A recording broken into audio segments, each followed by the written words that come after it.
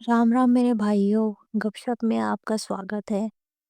और यहाँ मेरी बात ही चल रही है पम्मी ढेडा और प्रेरणा के बीच।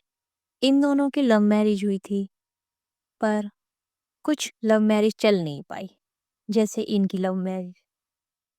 अब इनका कहना है पम्मी ढेडा और प्रेरणा का, पम्मी ढेडा तो फिर भी रखना चाह रहे हैं, प्रेरणा रहना नहीं चाह रही। ये केस पे केस लगाई चली जा रही है। समझ नहीं आ रहा इन्हें गृहस्थी बचानी है अपनी, और ये अपना खेल बना रही है। इनकी एक बेटी है, उसका नाम है नोना।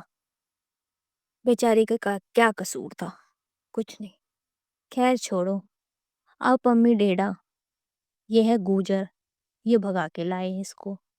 अब इनकी शादी तो अच्छी खासी चल रही थी, थोड़ा रील वील क्या बनाने लगे साथ में, तो प्रेरणा वायरल हो गई। वायरल हो गई तो उसे थोड़ी छूट मिल गई, व्लॉग व्लॉग बनाने लगी, बड़े बड़े लोगों से थोड़ा मिलने लगी, बड़े बड़े यूट्यूबर से। फिर उसमें थोड़ा सा घमंड आ गया। घमंड आ गया तो इनने पम्मी को छोड़ने की बात हो गई। थोड़ी बहुत अगर मुटाव हो जा रहा है, कोई लड़ाई हो जा रही है तो इनकी आपस में। अब यहाँ बात चल रही है कि कौन किसके साथ नहीं रहना चाह रहा। पम्मी कह रहा है मैं तो रखना चाहता हूँ, ये रहना चाहती नहीं है।